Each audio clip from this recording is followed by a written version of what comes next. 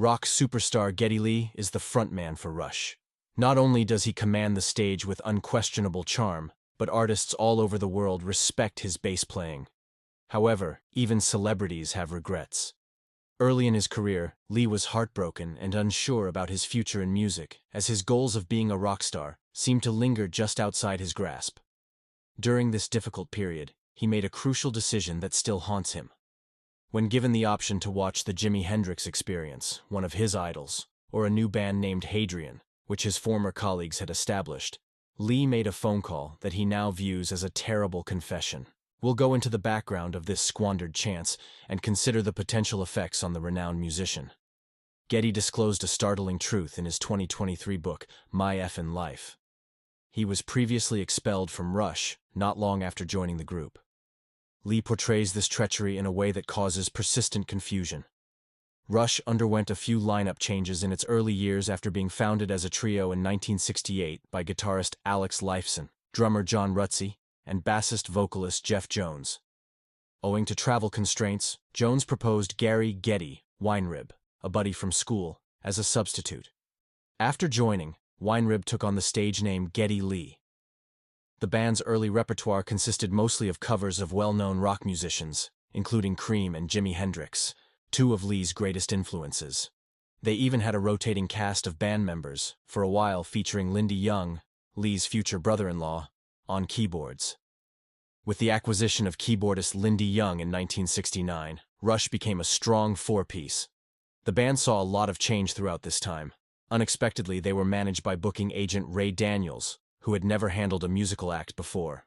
Daniels, on the other hand, detested Lee and advocated for his expulsion from the group. In a 2012 interview with Classic Rock, Lee looked back on this time and mostly credited Daniels' influence for his departure. "He started directing the band," Lee explained, "and he just thought I wasn't suitable, for whatever reasons he had. I don't know whether it was the way I looked or my religious background, who the knew.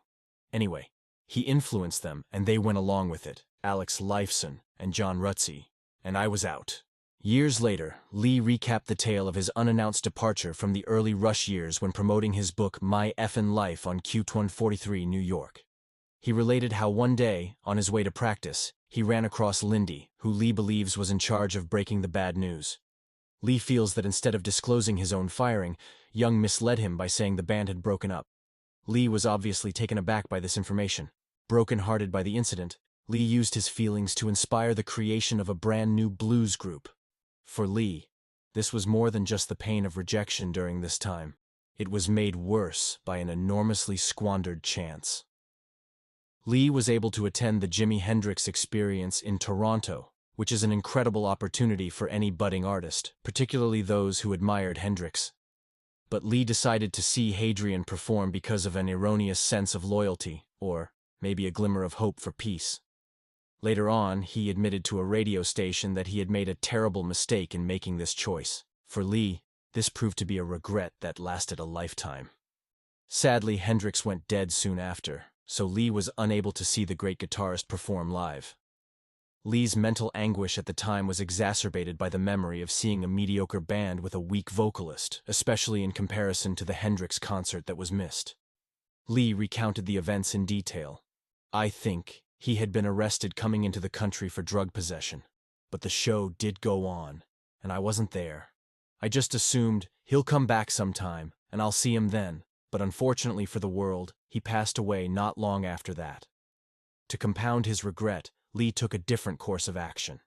"But I went to see this lousy imitation of Rush that they had put together, calling themselves Hadrian, and it was painful to watch because they weren't very good and it didn't make me feel any better."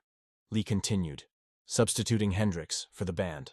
Lee went on, "I think it made me feel worse that they replaced me with someone that couldn't really handle the gig, and it wasn't long before they just fell apart. I think that's called karma."